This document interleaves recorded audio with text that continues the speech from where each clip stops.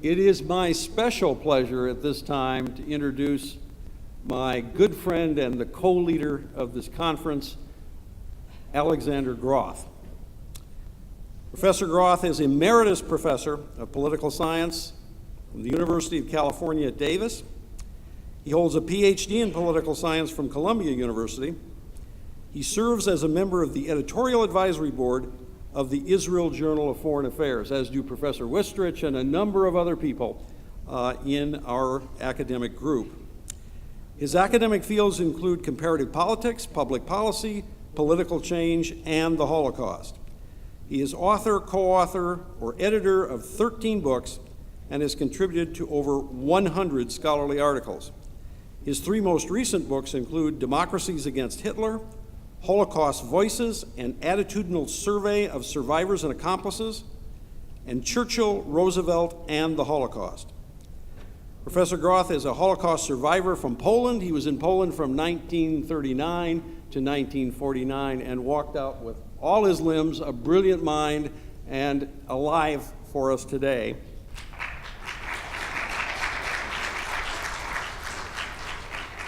He was also an inmate of the Warsaw Ghetto, 1940 to 1942, and so is very familiar with what Jan Karski described in his film last evening. So at this time, Professor Groth, the nature of Professor Groth's topic and the work that he has done is such that we probably won't have time for questions. The same thing is going to be true of my topic, which follows his. So listen very carefully. We'll take a few questions if we can. Professor Groth.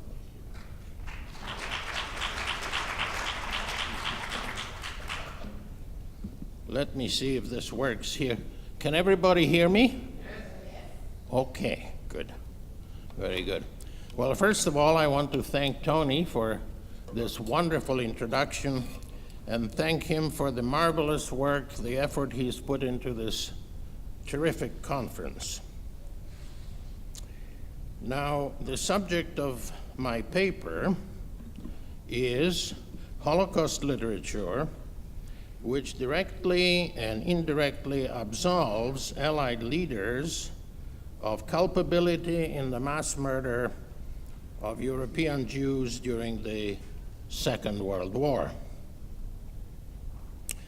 Because both Winston Churchill and Franklin Roosevelt made undeniable, highly significant contributions to victory in World War II, they have achieved iconic stature in Western culture, giving historians and commentators great incentive to promote for them a myth of innocence.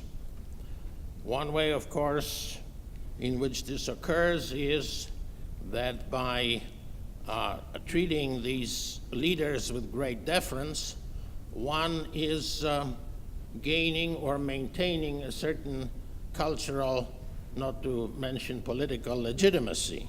And if one is not, then one, of course, may very likely lose it or risk it. Now, all of this is quite understandable, but it is also completely unjustified. Not all things which are understandable are justifiable. And what I would like to suggest to you is that there is, of course, a great paradox at the heart of this in terms of the career of these two leaders. If you were to tell me that Winston Churchill saved the world between the years 1940 and 1941, I would probably agree with you. But that does not cover his attitude and his activities with respect to Jews, which form a different chapter and a very disappointing chapter, revealing disappointing and very contrary chapter in his life and career.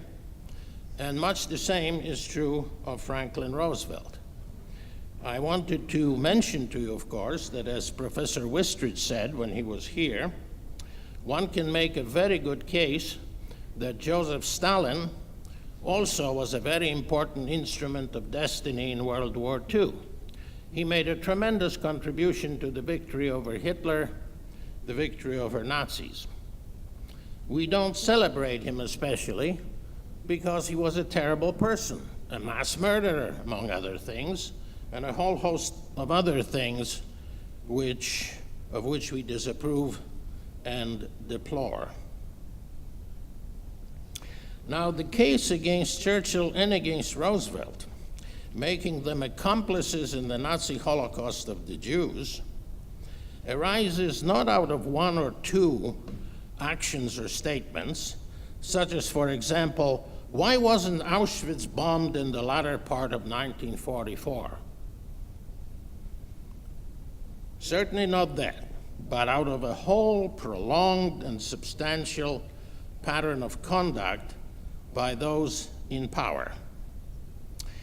And I might also mention to you that it seems to me that Roosevelt and Churchill are particularly culpable in the Jewish tragedy because I follow here the moral precept of Immanuel Kant, and that is that one's obligation to the right is and must be proportional to one's capacities. And the United States and Great Britain had more resources to help Jews, both material and moral resources, than did Stalin's Russia at the time of World War II. Now, to begin with, one of the factors generally overlooked in this matter is the question of legal and derivatively from it, presumably moral obligations of both Churchill and Roosevelt. Unlike anyone else, unlike the Soviet Union, for instance, both Great Britain and the United States had explicit international treaty obligations toward the Jews of the world. These obligations were legally binding throughout the Second World War. In case of Britain, its right to rule in Palestine was based on the 1922 League of Nations mandate dedicated to the establishment of a Jewish national home as set out in the 1917 Balfour Declaration, the body of which was adopted in the mandate by the League of Nations. Of course, you will get more, and you will get some excellent information on this, in the paper presented at this conference in a short period of time by Dr. Tony Tanke and Professor Ed Rabin, who very capably explore this subject. In the case of the United States, and this is almost universally overlooked by writers and commentators in Holocaust literature, there are some totally amazing omissions in the literature with respect to this point. There was an American treaty with Great Britain promulgated by President Calvin Coolidge on December 5, 1925, which, as all American treaties do, became part of the United States law under the Supremacy Clause of the United States Constitution. And this treaty guaranteed to American Jews all of the rights under the 1922 League of Nations mandate and the Balfour Declaration, and which specifically provided in its Article 7 that Great Britain could not change the terms of the mandate in Palestine without United States consent. In the case of Great Britain, the Chamberlain government's white paper, so-called, of May 17, 1939, virtually demolished the British commitment to the original treaty by denying to Jews, all Jews actually, the right to purchase land in most of Palestine and limiting and even effectively cutting off Jewish immigration to Palestine after a 5-year period by making it contingent on Arab approval.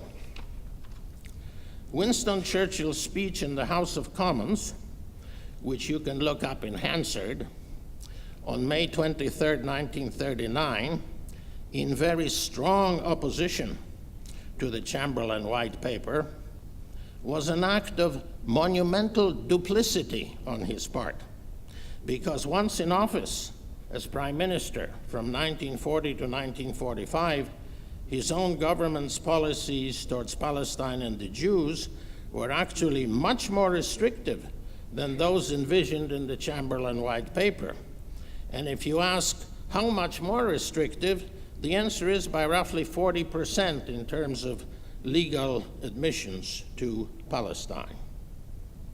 Now, Franklin Roosevelt, unilaterally on his own and with malice toward Jews, told the Chamberlain government in 1939 that the United States would have no serious objection, no real objection, no formal objection to their change of policy in Palestine, even though he had privately told his Secretary of State, Cordell Hull, and his own State Department that he did not think the Chamberlain White Paper was consistent with Britain's League of Nations mandate obligations in Palestine.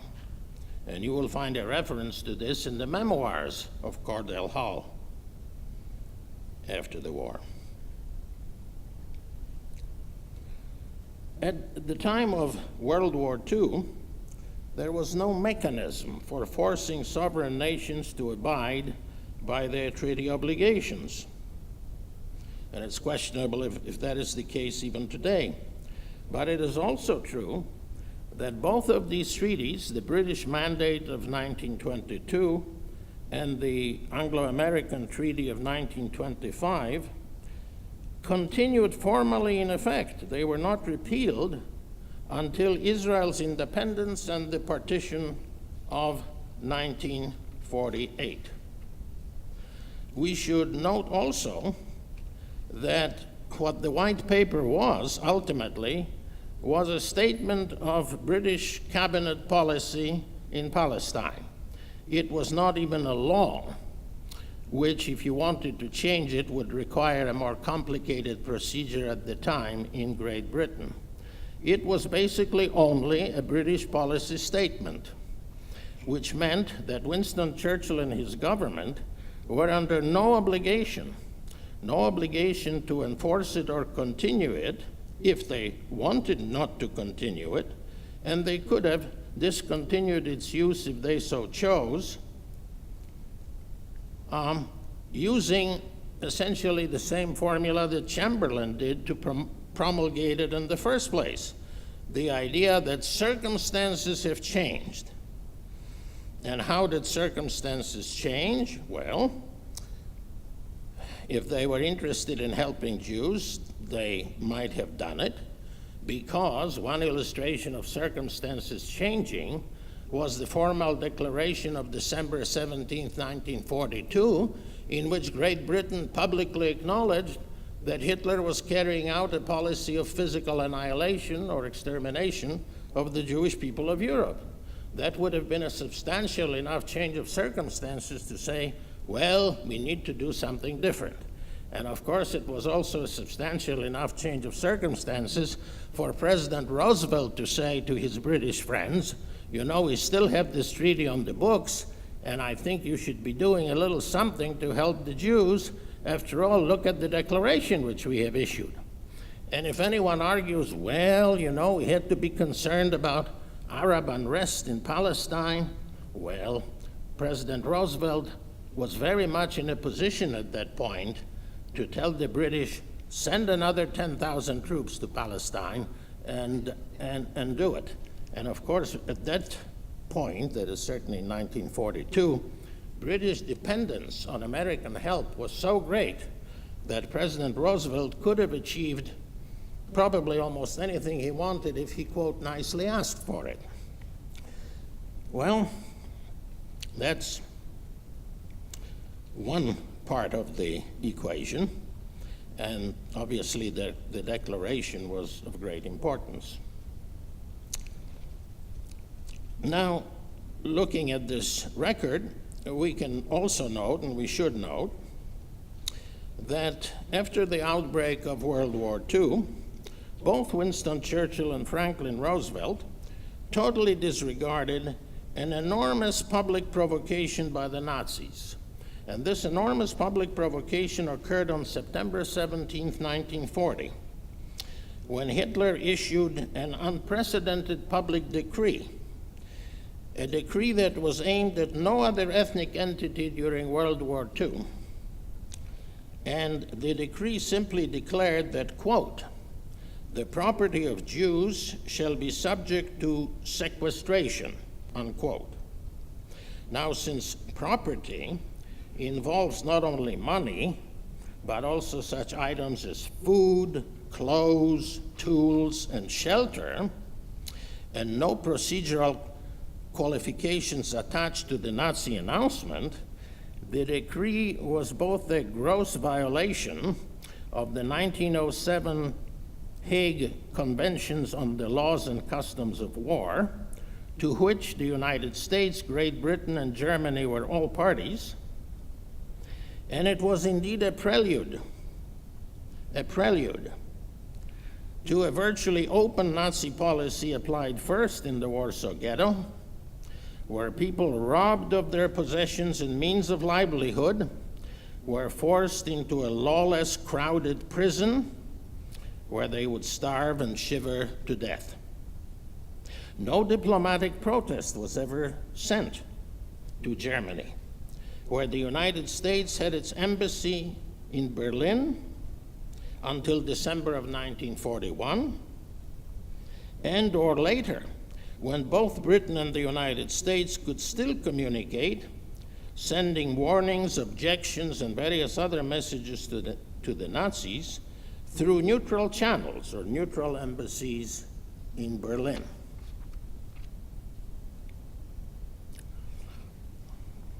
One of the fictions widely represented in much of Holocaust literature is the idea that Nazi extermination policy toward Jews was not known by decision makers in the West, but, among other things, as our colleague at this conference, Professor Laura Leff, has demonstrated in her very fine study, Buried by the Times, published in 2005, the New York Times alone published 1,186 items concerning Nazi treatment of Jews between 1939 and 1945. That works out to better than one story every other day for the whole duration of the war.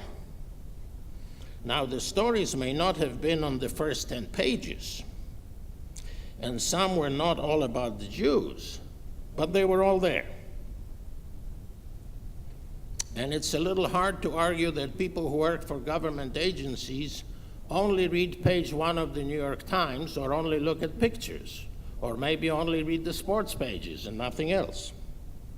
Now, more specifically with respect to information by actual decision makers, we have, among other items, a kind of smoking gun, if you will, in State Department diplomatic papers that were published in 1961 in Washington, D.C.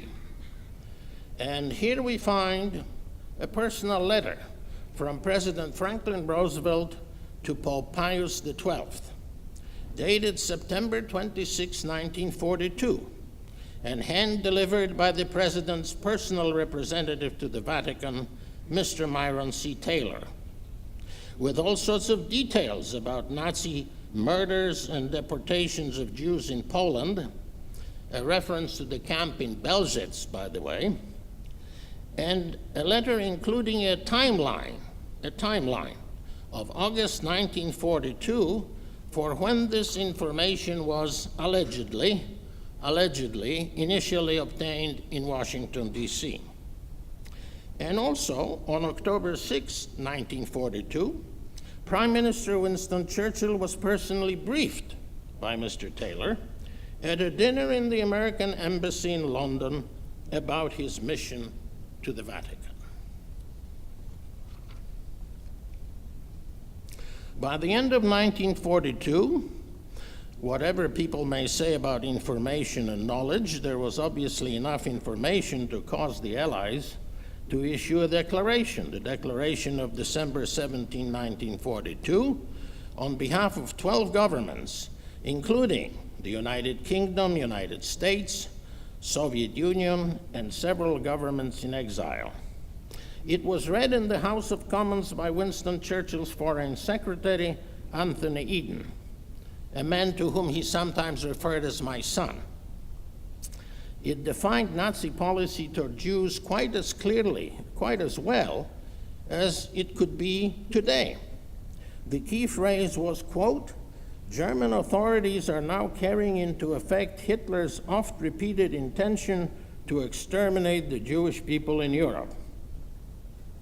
From all the occupied countries, Jews are being transported in conditions of appalling horror and brutality to Eastern Europe. Poland has been made the principal Nazi slaughterhouse. The number of victims of these bloody cruelties is reckoned in many hundreds of thousands of entirely innocent men, women, and children." Now, the declaration threatened retribution against those involved, but it actually didn't say who was involved. And for instance, it didn't even suggest that the government of Nazi Germany and its leader might be the persons who are involved. It simply said those involved would be subject to retribution. And also what it did not do was, it did not promise any assistance to the victims. It did not indicate any possible interference with or opposition or obstruction to the Holocaust. It did not appeal to the peoples of Europe on behalf of the Jews, and it did not promise sanctuary or ask for sanctuary either by anyone else or offer it by the parties themselves. Now the question is, what was it that the Allies could have done, and what did they do once they issued this declaration? And here we certainly should keep in mind that hypotheses and counterfactual history is one thing, but facts are facts, and facts are another matter. The most basic response, of course, not subject to any constraint or control by the enemy, would have been offering refuge, at least to all those Jews able to take advantage of it. Never mind all the alleged shipping difficulties which were claimed by those who denied refuge to Jews. But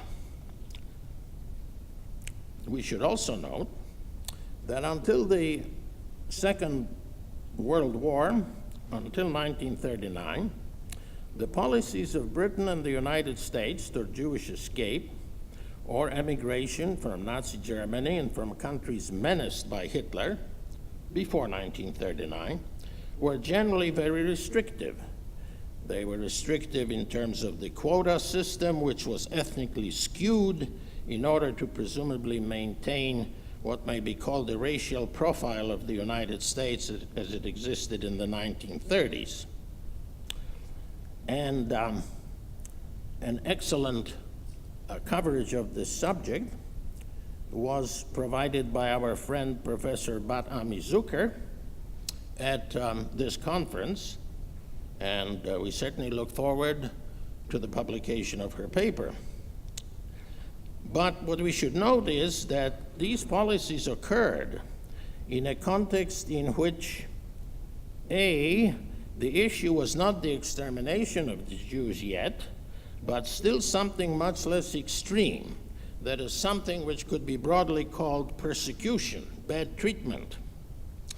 And also, B, the potential host countries, including certainly the United States and Britain, suffered severe consequences of the World Depression in terms of mass unemployment.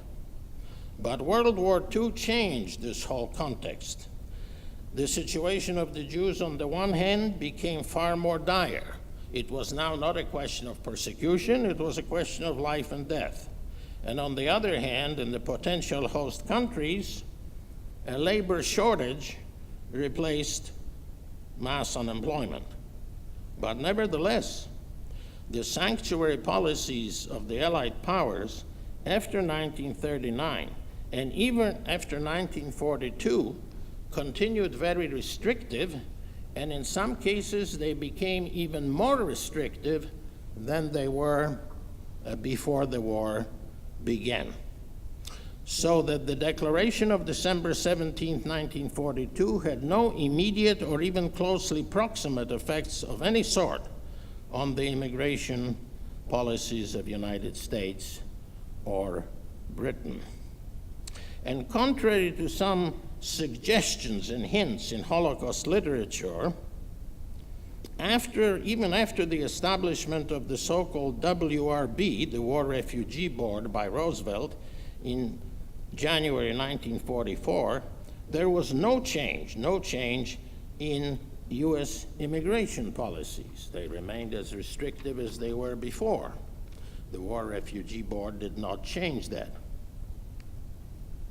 Now again, looking at what the Allies would have done, and again with reference to Professor Zucker's article, it is clear that no legislative action was required, either in Britain or the United States, to bring about considerable changes and offer a great deal of refuge to many Jews. What was at issue was administrative practice, how the consuls would administer the law, how they were ordered to administer the law and expected to administer the law. And all of this sort of conduct, administrative practice, was wholly under executive control. And it could have made a great difference, but it was never invoked. Never invoked. Now, besides refuge, what other capacities to assist Jews did the Allied states possess? Well, one of the capacities that they possessed, especially in the United States, was tremendous financial resources incorporated in the U.S. Lend-Lease program established in March of 1941. About $50 billion were dispersed during the war under this program to 38 national entities around the world, and all that was required was presidential certification that the disbursement of this money is serving in some way the interests of America's national defense. In today's purchasing power, that was a slush fund of close to $750 billion. Now, how could that have been used? Well, I would suggest to you that money is fungible. It could have been used in lots of different ways. Some very simple, some more complicated, but it could have been used. For example, it could have been used to, quote, incentivize neutral states to give Jews temporary sanctuary in places like Spain, Portugal, Turkey, or Latin America. Until the spring of 1944, Hungary, Romania, and Bulgaria had both diplomatic relations and transportation links to Turkey by rail and by sea. A transit visa to Turkey and a railroad or ship's ticket could get you to Turkey.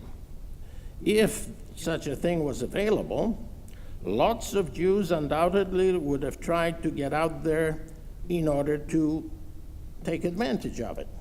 And you might note, by the way, that during World War II, Romania shared a common border with Poland, or what remained of Poland under German occupation. Now, another way in which money could have been used, and I think should have been, was to incentivize all of the resistance movements in Europe, especially in Poland. Governments, or resistance movements rather, whose governments were basically Great Britain's guests in London during World War II, and depended fundamentally on Allied generosity. Now, one very simple way in which Jews could have been helped in Poland, for example, was by making donations to an organization which was established by the Polish government underground movement in its military arm. And that organization was mentioned here, and that was in several papers, I believe, and that was Żegota, the Council for Aid to Jews. And this was a group that was helping Jews that escaped from the ghettos or may have escaped from camps. Any Jews basically were being helped by Żegota. But the Polish underground movement did not have great resources, didn't have a lot of money, and they undoubtedly could have used a whole lot of money to do more on behalf of Jews through Żegota. But that organization received no support from Allied governments. Now, there were lots of other ways in which resistance movements could have been used to help Jews. They possessed means of doing lots of stuff that would have been very helpful, like, for instance, among other things, fact-finding. What's going on? Give them money, let them find out, let them bring information, including even films. What is it that the Nazis are doing in Poland? What does it look like? Well, let's get a picture. Maybe we could use it. And of course, in addition, rescue operations, sabotage operations, and also very importantly, possibly recruitment of and assistance of Jews into the resistance movements themselves, if that had been subsidized in some ways by the Allies.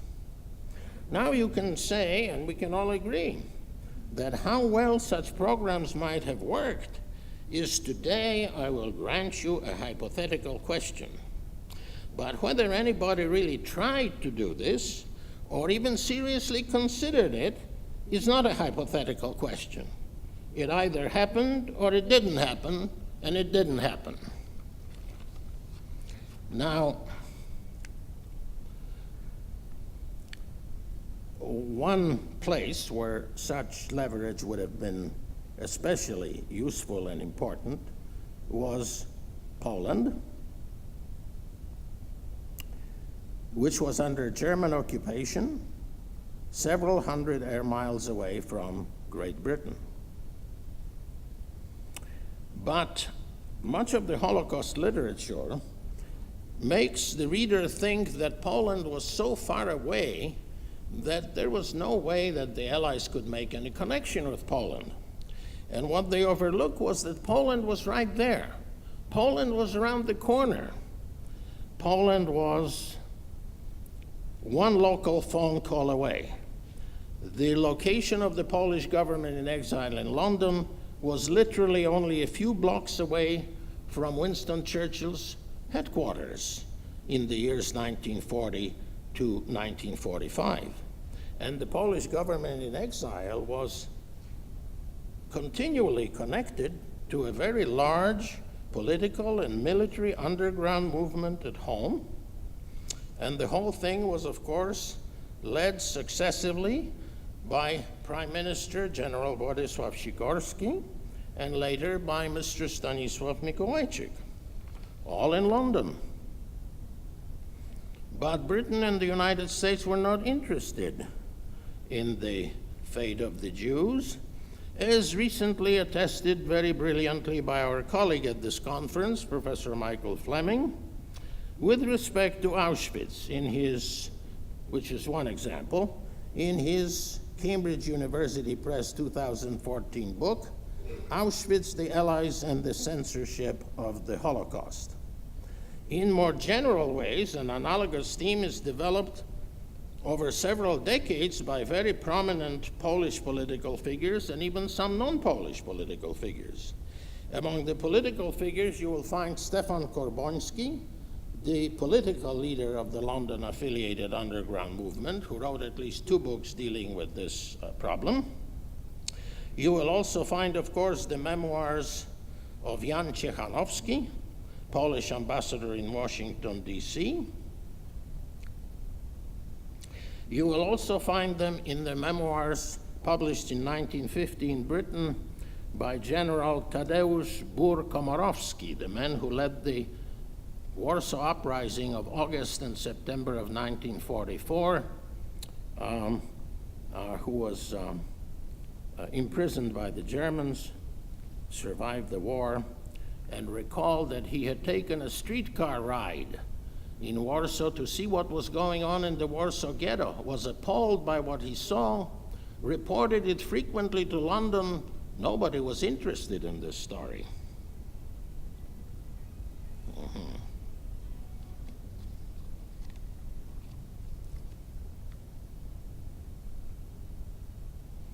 Now, I also wanted to mention that on December 10, 1942, the Polish Minister for Foreign Affairs in London, Edward Raczyński, sent the United States and the United Kingdom official notification, and this is, mind you, 7 days before the famous Declaration of 42 is issued. He sent a message to the governments of UK and US, telling them that gassing is the principal method used by the Nazis in killing the Jews of Poland. Nobody was particularly interested. And as one of our conference contributors, Professor Wojtek Rapak, so effectively and even brilliantly demonstrated in his presentation here yesterday, President Roosevelt showed no real interest in this information about the tragic fate of Polish Jews presented to him by the great Polish courier Jan Karski on July 28, 1943. All of this, of course, long after the declaration of December 17, 1942. And you might also, of course, refer to the excellent contribution on this matter by Professor Dariusz Stola.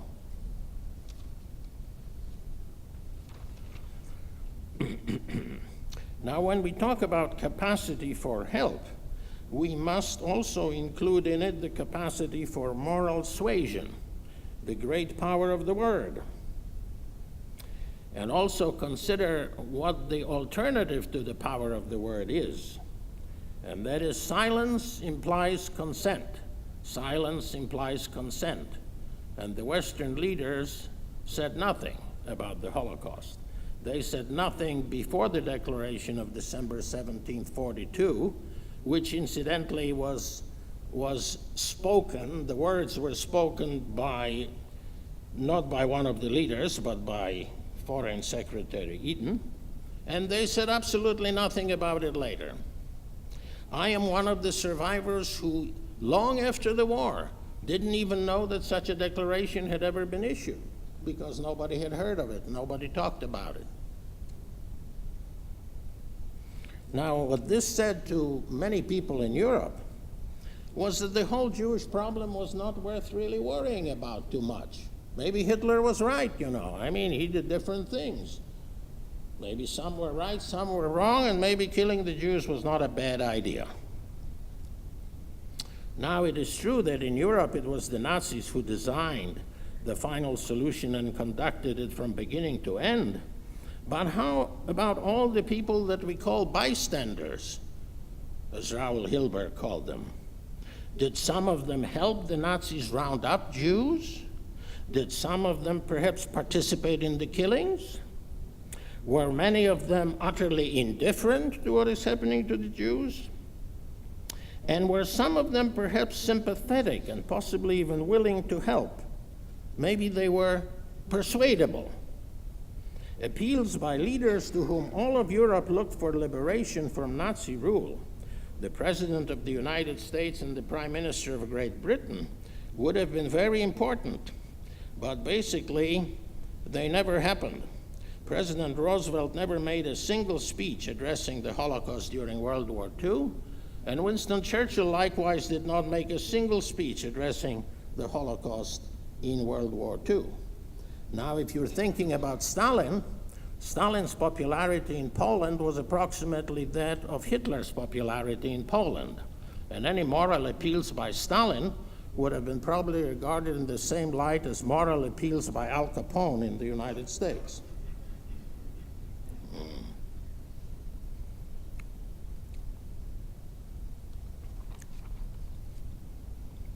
Ironically, Winston Churchill's only speech, which did have something to do with Jews, occurred on November 17, 1944. And it occurred in response to the assassination of his Mideast deputy, his personal friend, as well as his personal political appointee, Walter Lord Moyne, by members of the so-called Stern Group. He made a speech chiding the Jews of Palestine, including even Jewish children, saying, you better behave yourselves, because if you don't, I might change my long-standing commitment to the Zionist cause. That is what Churchill said. Between 1939 and 1945, Franklin Roosevelt made no speeches concerning the situation of European Jews, as is evident from the 13-volume collection of his utterances edited by his Jewish assistant and counsel Samuel Rosenman. He made two brief references to Jews, one in his executive order establishing the so-called War Refugee Board in January 1944, and he made another brief reference in March of 1944 in a statement during Nazi roundups of Jews in Hungary. And that statement was subsequently reported on radio. But Franklin Roosevelt also held some 400 press conferences between 1939 and 1945. He did not bring up the subject of Jews even once, and he didn't bring it up at the time of the most obvious time, that is when the Declaration of December 17, 1942 was issued. When he held a press conference around that time and reporters asked him, have you got anything for us? He said, I don't have anything new for you. Like Churchill, Roosevelt defined his attitude toward Jews when he essentially told Karski in the interview of July 28th that the aim is to win the war, and whatever may happen to the Jews, well, it'll just happen. This statement actually, this position actually defined accurately Allied attitude toward the Jewish catastrophe, hands off the Holocaust. And this policy was more formally, publicly defined by U.S. Assistant Secretary of State Adolph Berle in a speech in Boston on May 4th, 1943, in which he said, quote, nothing can be done to save Jews except by defeat of Germany. Now, this policy of hands off the Holocaust was very correctly assessed by some very high-ranking Nazis. One of them was Dr. Joseph Goebbels, Hitler's Minister of Propaganda and the Führer's confidant. On December 13, 1942, Dr. Joseph Goebbels, Nazi Minister of Propaganda, wrote in his private diary, and I will give you a citation for that. He wrote, quote, I believe that both the English and the Americans are happy that we are exterminating the Jewish riffraff, unquote. And you will find that in Louis Lochner's translation and edition of Goebbels' diaries, private diaries, published in 1948 in New York at page 241. Of course, Dr. Goebbels was well aware of the fact that neither Britain nor the United States ever protested against Nazi policies from 1939 onward diplomatically, which they could have done either directly or through neutral channels, among other things. Now, the idea that the Allies did not have capacity to intervene directly, physically and militarily on behalf of Jews on the continent of Europe is a very common theme in Holocaust literature. Practically every book says that. But it again rests on very bad premises. One of them is ignorance of European geography, and the other is also ignorance of some very basic facts about the Second World War. one of the virtual maxims of what I call the apologist school is that Poland, where most of the extermination camps were located, was outside the range of Allied aircraft until the end of 1943, and that the first physical possibility of reaching targets in Poland arose only in November of 1943, when the Allies captured the Foggia airfield in southern Italy. Among authors adhering to this idea, we find Martin Gilbert, Robert Rosen, William Rubinstein, Richard Breitman and Alan Lichtman, Deborah Lipstadt, among many others. Now, this is not a matter of hypothetical post facto speculation, because distances in 1942 and 1943 or 1944 were quite the same as they are in 2015. And barring a cosmic catastrophe, they will be the same in the year 2200.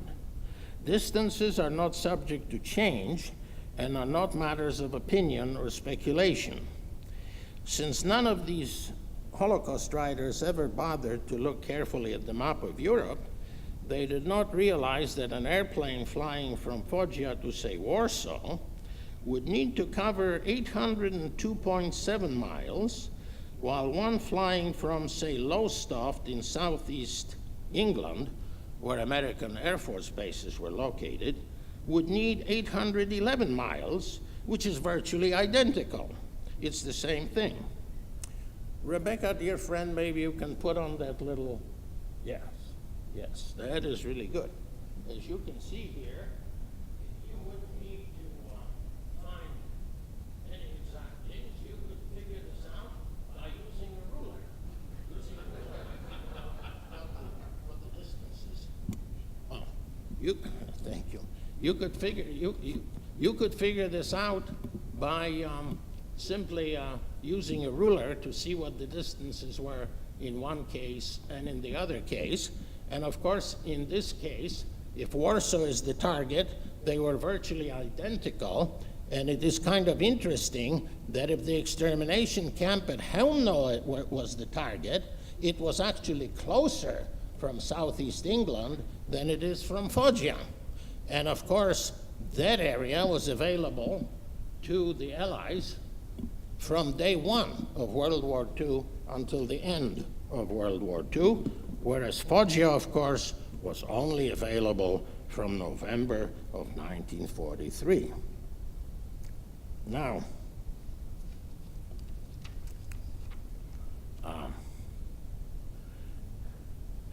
there are other such distances which you could calculate. Some of you may remember, if you were here the other day, or yesterday, in fact, that we talked about it in our panel segment here. But I did want to give you this website where you yourself can now find out what are the distances between places. And that website is www.worldatlas.com. And there you can find out how far it is from one place to another. Now, I might mention, for instance, that it turns out that the distance from Foggia to Treblinka is 819.35 miles, but from southeast England it is 859.54 miles, hardly a significant difference, 40 miles each way. There is a bigger difference between Auschwitz from Foggia, it's closer, than from southeast England, but even there, there is an interesting aspect to that problem, because the American B-24 Liberator bomber had a range of over 2,800 miles with a reduced bomb load and could essentially reach virtually every single conceivable location in Poland. The only factors, of course, were a question of what risks and costs people wanted to take if they wanted to, quote, bother about the Jews. And for those who are interested in the question of airplane ranges, I have a recommendation, which I mentioned here the other day. I will repeat it today. All you need to do is look up Wesley Craven and James Cate, American Air Forces in World War II, published in 1955 by the University of Chicago Press at page 207. The issue was not in capability, it was in risk, price, and ultimately interest of the Allies. Now, it is very noteworthy that even if we somehow agreed that Poland is way too far, nobody knows where Poland is, we can't get there, it's much too far for Allied air power to reach, the apologists for Allied acquiescence in the murder of the Jews are betrayed by another obvious fact. What about all those countries and places which were very near to Allied military power? And for the sake of conceptual clarity, we can even make a concession and say, let us consider only activities after December 17, 1942, because that is when the Allies publicly declared that they really knew what was being done to the Jews. Well, what happened there? Did the Allies attack Nazi targets relating to the Holocaust in France, for instance? Did they attack them in Belgium? How about in Holland? How about in Italy when they were in Italy? How about the train that evacuated the Jews of Rome to Auschwitz when Allied air power was 80 miles south of Rome at the time? Any planes that could fly 80 miles one way? I don't know. And how about Greece in 1944, when the Allies were only 100 miles away across the Strait of Taranto? Never mind Auschwitz. How about Drancy in France? Only 200 miles or less from the British coast. How about Westerbork in Holland, where Anne Frank was held? That was pretty near. Now, people who say that Poland was much too far for Britain or the United States to reach in order to help Jews, or that they lacked the transportation to ship any escaping Jews to safety, even if there were any, need to explain something. What they need to explain, among other things, is what happened to the Romanian ship Struma in February of 1944. After all, here was a ship with Jews which did manage to escape Hitler's inferno. It reached Istanbul, Turkey. There were only 700 men, women, and children on board, roughly. They wanted to go to Palestine. They might have been accommodated elsewhere. And Turkey was extremely patient with these people. It let the ship stay offshore for a number of weeks while the British embassy was notified, and the British embassy consulted back and forth with the Foreign Office back home.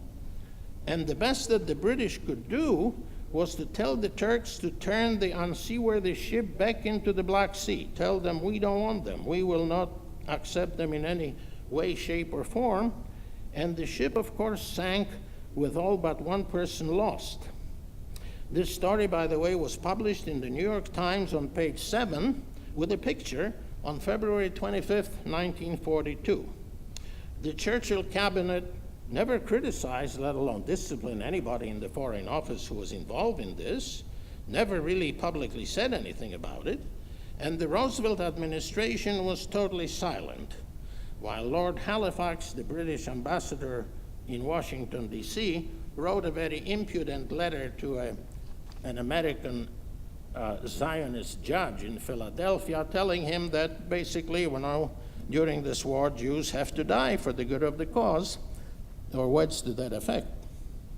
Although the Allied military presence on the continent of Europe until 1944 was limited to southern Italy, the preponderance of Britain and the United States in air power over Nazi Germany from the second half of 1942 onwards ranged from very substantial to overwhelming. In the 3 full years in which the 3 great Allied powers fought Nazi Germany, 42, 43, and 44, aircraft production of the Allies was more than 5 times as great as that of Nazi Germany. And even if you factor in Japan, it was still overwhelmingly greater, more than 3-to-1, against what the Nazis could put together. During all of World War II, strategic bombing by the Western Allies amounted to more than 1.8 million tons of high explosives dropped on the European continent, including Germany, hundreds of thousands of it on German communication and railroad facilities, but not one on any Nazi target associated with the extermination of the Jews. Nearly 700,000 sorties were flown by the Allies over Europe, and thousands of agents, according to some sources, at least 7,000 agents were sent to Europe or infiltrated to Europe, but not one for the Jews of Poland or the Jews in Poland. Now, there were especially two kinds of uses of air power which did not even require a huge commitment of air resources, which, in other words, answered the proposition we cannot possibly spare resources from the great objective of winning the war. But while they didn't require a large number of airplanes, they would have been very helpful. And those two uses of air power were symbolic and punitive. Now, when it comes to symbolic, what did the United States do in April of 1942 when Colonel Jimmy Doolittle led 17 B-25s off the aircraft carrier Hornet for, if I can coin a phrase, and you will recognize it, 30 seconds over Tokyo? You don't do much damage by 30 seconds over Tokyo, but of course it sent a message to Japan. It was a very important message. It also sent a message to America. What Israel did in 1976 in the Entebbe raid was also in large part sending a message.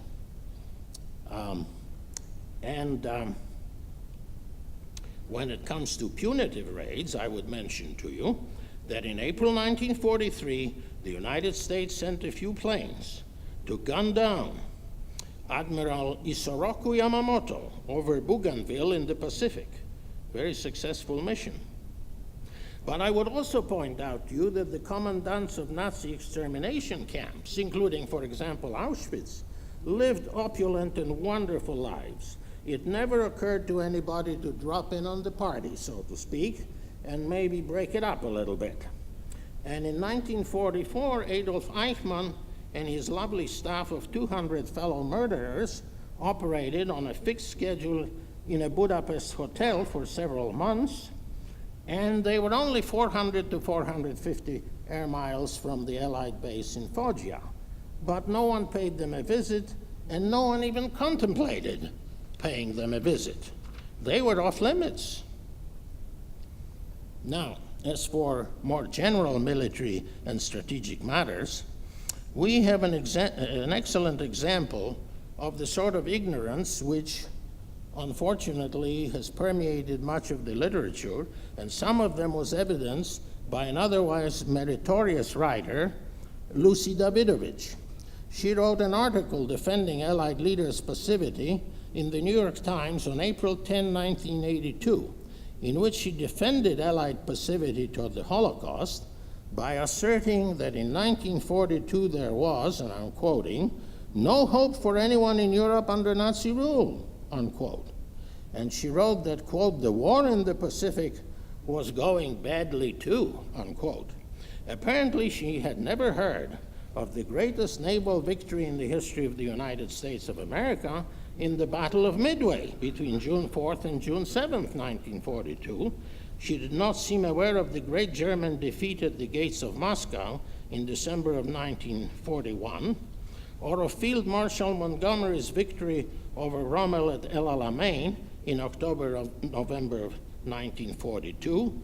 She didn't realize that American troops were landed in North Africa in November of 1942, and she was also not cognizant of the fact that by December of 1942, the fate of Hitler's army in Stalingrad was all but sealed, a calamitous loss, and one more reason for all the hope in the world at the conclusion of 1942. And then, of course, there was the very important date of May 12th, 1943, when all Axis forces in North Africa surrendered to British and American troops. Allied convoys sailing between Gibraltar and Suez were no longer challenged by German aircraft or other Axis assets.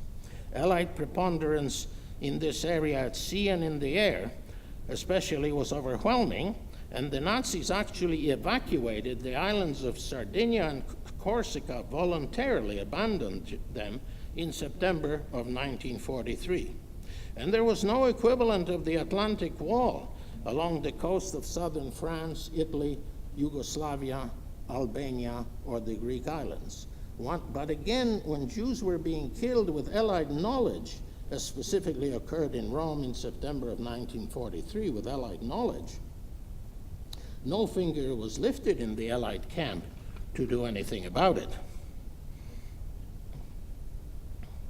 In the face of the great Allied military preponderance in a whole variety of military assets in 1942, 1943, and 1944, we find Professors Richard Brightman and Alan Lichtman in their 2013 book, FDR and the Jews, published by Harvard University Press, no less, glibly asserting that the Allies, quote, had no military means for interfering with German forces, unquote, at page 198, and that the United States specifically had, quote, no military capacity to do more than what it was actually doing, unquote, at page 207.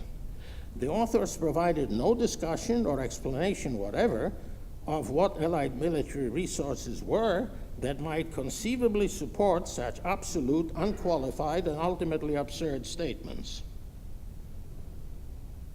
Now, speaking of how it was that the Allies could have helped the Jews but didn't, you might recall then in October of 1944, when the Polish Warsaw Uprising collapsed, our good friend, Foreign Secretary Eden, got up in the House of Commons and he said that he expected, on behalf of the Allied governments, that he expected the Nazi government to treat Polish combatants surrendering to the Germans as regular combatants of war, an unmistakable warning which was substantially heeded by the Germans and which is related to the fact that General Komorowski survived the war, was able to write his memoirs in 1950, and died in London a free man in 1966.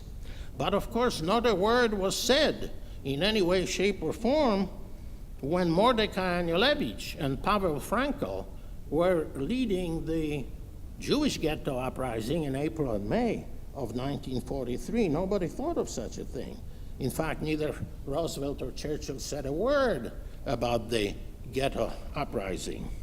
Churchill, the man who had said in 1941 that if Hitler invaded hell, he would find something positive to say about the devil. But the Jews in Warsaw Ghetto in April and May of 1943 didn't make the devil's cut, not even that. Now, finally, the argument that helping Jews was impossible because of widespread hostility to them and adverse consequences in the Middle East is in fact a thinly disguised assault on both logic and common sense. If anti-Semitism was the cause of Allied attitude toward Jews, it was the anti-Semitism of the leaders, not of the followers. The most obvious reason is that the universe of measures which might have helped Jews in one way or another was so wide that the sensibilities of the presumably critical constituencies did not need to be severely tested. Would it be reasonable to expect riots in Virginia, Michigan, or Idaho if a significant number of Jews were allowed entry into places in which there was no quota system but which were American territories, such as Alaska, Puerto Rico, Virgin Islands, and the Philippines in, say, 1941? Would most Americans or Britons be upset if more Jews had been allowed entry into Palestine or Turkey or Latin America? And here I wanted to cite the work of a dear friend and great scholar in this field, Lawrence Weinbaum, who wrote a wonderful book published by Columbia University Press in 1993. And the title of the book is A Marriage of Convenience, in which he pointed out that in Poland, many anti-Semitic constituencies were very happy to see Jews go to Palestine, and the government at the time was very happy because they wanted to get rid of them. But in any case, they were quite happy, and they not only didn't see anything wrong in it, they thought it was the right and proper thing to do. Now I might ask you, is there a record of letters written by Franklin Roosevelt or Winston Churchill to the prime ministers of Canada, Australia, South Africa, New Zealand, asking their help in accommodating some Jews fleeing Hitler's Europe if they felt that there was no room at home?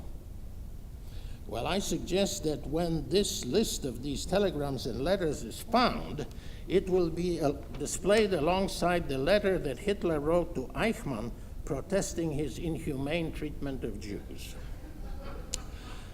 Now, again, speaking of measures that were available to the Allies, there were many ways to help Jews by simply including them in measures intended for more general purposes. The assistance to European resistance movements, Yugoslav communists included, was a case in point. Jewish resistance fighters in the Warsaw Ghetto in 1943 could have been so subsumed, but Churchill and Roosevelt did not seem to notice them at all.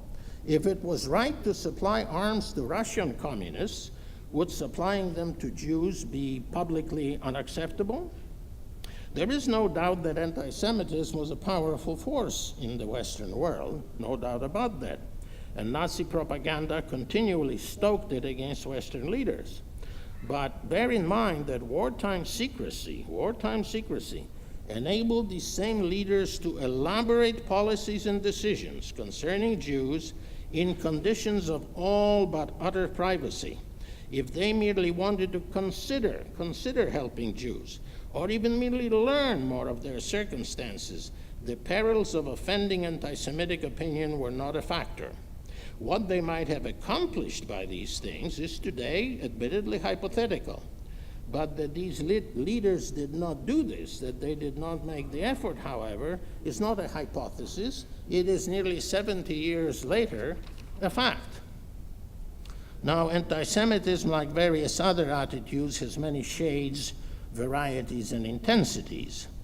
But the fact is that organized public opinion in both Britain and the United States, that is civic associations, trade unions, churches, people willing to sign their names to resolutions and to attend supporting public rallies, showed substantial sympathy for the plight of the Jews and actually called upon Allied governments to do more.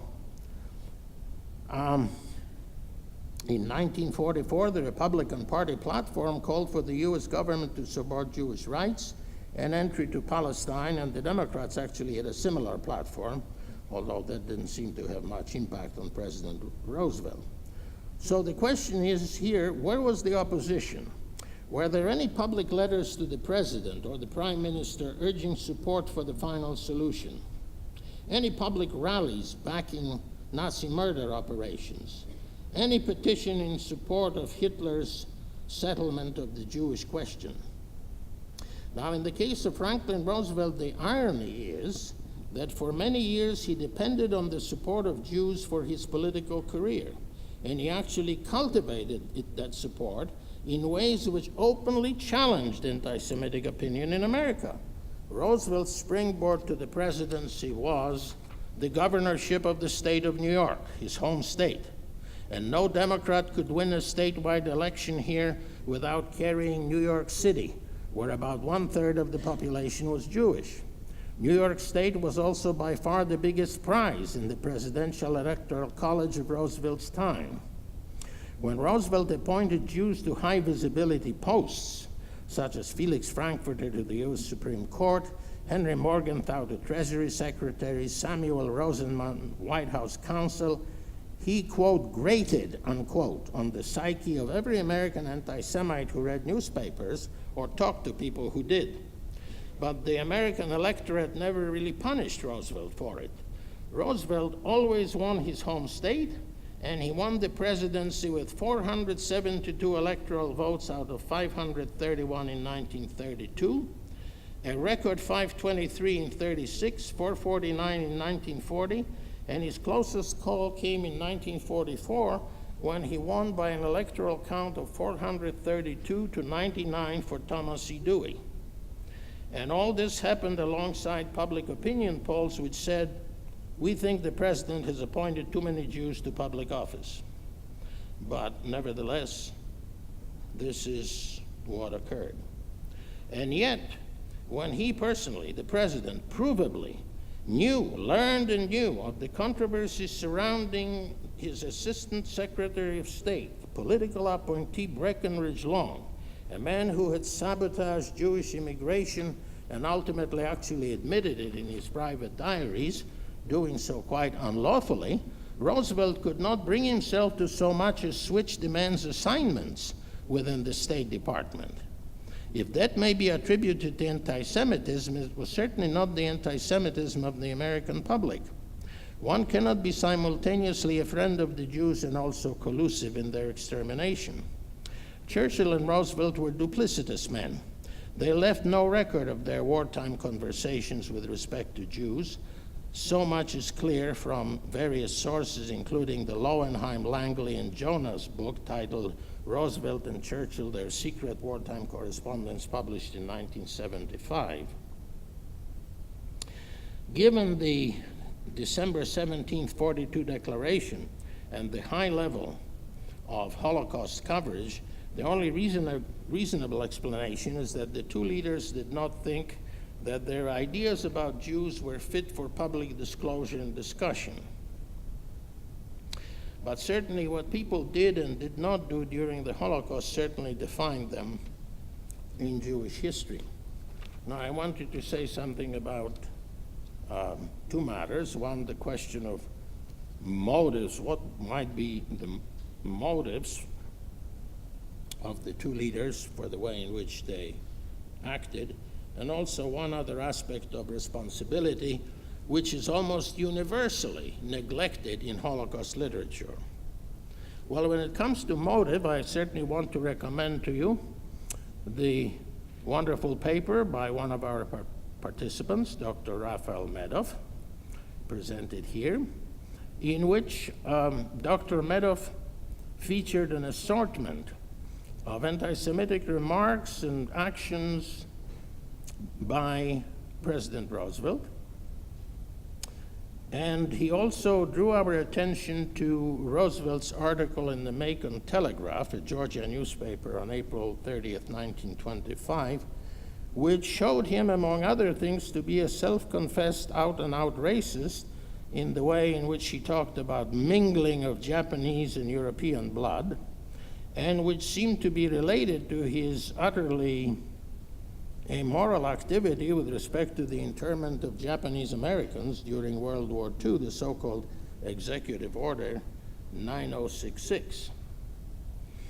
Now, I did want to say that with respect to Jews, Roosevelt, for obvious reasons, was circumspect about what he said in public about them. So it's hard to find openly anti-Semitic statements, public statements. But there was one very interesting slip-up which I want to mention to you. And this slip-up occurred on the 17th of January, 1943 in Casablanca, ironically 1 month after the Allies issued their declaration about the Holocaust. And it involved a conversation between Roosevelt and a Vichy official, General Noguet, in which Roosevelt basically was saying that the Nazis had a reasonable cause of complaint against the Jews. Now, in this statement, he did not use the word Nazis, he used the word German.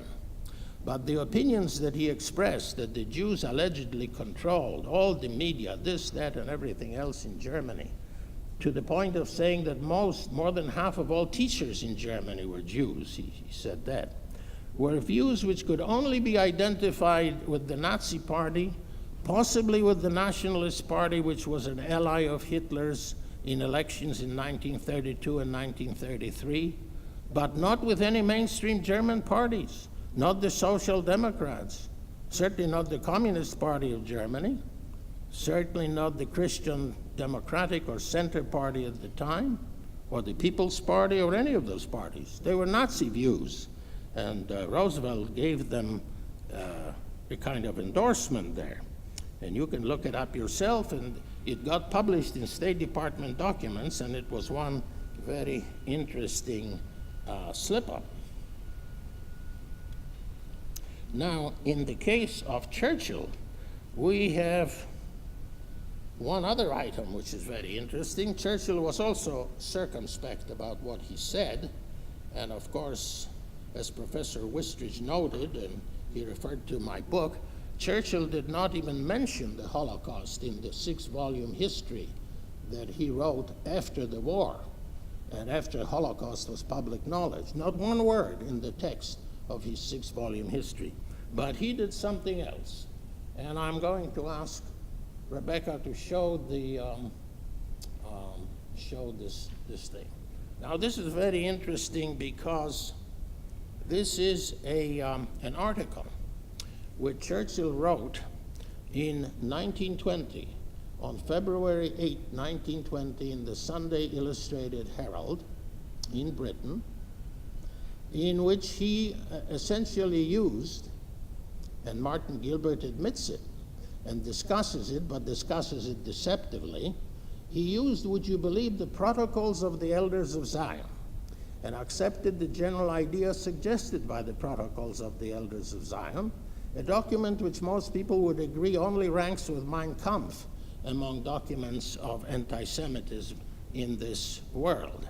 And the idea in this article was that the whole communist revolution in Russia was one big Jewish conspiracy intended to give control to Jews and make Russia a Jewish preserve. And this article also contained an interesting idea that of all the races in the world in modern time, guess which one is prone to the greatest evil, or evil activities, evil dispositions, and so forth? And the answer is the Jews. And this was part of Churchill's proposition in this article. But what I am showing you is, in a way, very interesting, because Martin Gilbert, who was knighted by the Queen, and died as Sir Martin, published this in 2007 in a book called Churchill and the Jews, A Lifelong Friendship, a title which I find to be outrageous, but in any case, that is the title. And he took this problem head on. He tried to diffuse the matter of Churchill using the protocols. So he says in this book on page 44 that this is drawn on the protocols. But then he proceeds to offer the reader a page that shows what the content of Churchill's article was. And the beauty of this thing is that you cannot read it. You can't even read one word here. It is all smudged. Even if you were to take a double strong looking glass or whatever it is, you couldn't read anything here. All you can read is the title about struggle for the soul of the Jewish people, but as you can see, all of the rest of it is totally smudged and fudged. And Churchill wrote this article when he had already been a minister of the crown. He was 46 years of age. He never repudiated it. He actually came on later on to believe that Stalin was really not a bad guy and one could do business with him, and he certainly wasn't a real communist. The real bad guy and communist was, of course, Leon Trotsky, and these other Jews were all in cahoots with him, which is basically an anti-Semitic kind of attitude. There are 5 left-handed people sitting at the table, and obviously what they are about is trying to seize control for left-handers, bring in more left-handers, and eliminate anybody who is right-handed. That is certainly the perception that is offered here. So I certainly wanted to mention it to you because, you know, if you like the protocols of the elders of Zion, you are not exactly really that enamored of Jews. Now, in any case, putting all of these things aside, The last thing which I wanted to mention, and which is a great flaw in much of the Holocaust literature to this time, is what I call the issue of agency, which is the question of hierarchic responsibilities. If you are the head of the corporation and you have an accountant who works for you and he is stealing, you are responsible for that in various ways. You are responsible if you know, you are responsible if he reports to you, and certainly if you appointed him, you were told about it, and so forth. Stick with him and so on. Now, in the case of Churchill and Roosevelt, because of their iconic status, this connection is generally suspended and not really pushed in Holocaust literature. And I can understand, obviously there are reasons people don't want to be unpleasant. Even Raoul Hilberg didn't do this. But the point, nevertheless, is that this is precisely what we do in other cases. And of course, in the case of the Holocaust, this is what we do with Hitler. Do you know of any Jews who were personally killed by Hitler, or strangled, or stabbed, or starved? And the answer is, of course, you don't. But you have heard of Heydrich and Himmler and Eichmann and various people of this sort.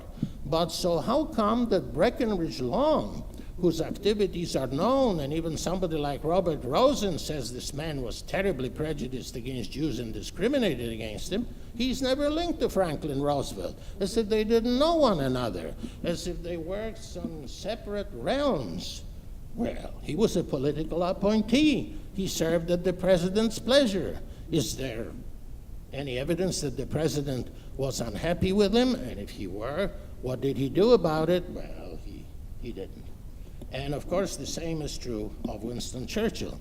Who was it that appointed Lord Moyne to his position as Minister for the Middle East? It was Winston Churchill. And the power of appointment, by the way, in Britain is vested in the Prime Minister, not in the Cabinet. It's vested in the Prime Minister. The power of appointment and the power to hire and the power to fire.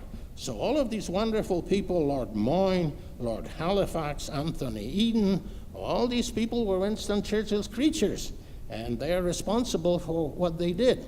And I wanted to mention to you that in 1946, a military tribunal sentenced Japanese General Yamashita to death. His sentence was reviewed by the U.S. Supreme Court and affirmed, and the reason he was sentenced to death was that troops under his command did some very bad things in the Philippines. He was held accountable. In this case, accountability seems to be something that the Holocaust literature so far has tended to avoid. Anyway, I think I've given you an overview of what I've been thinking. I thank you for your attention, and that does it.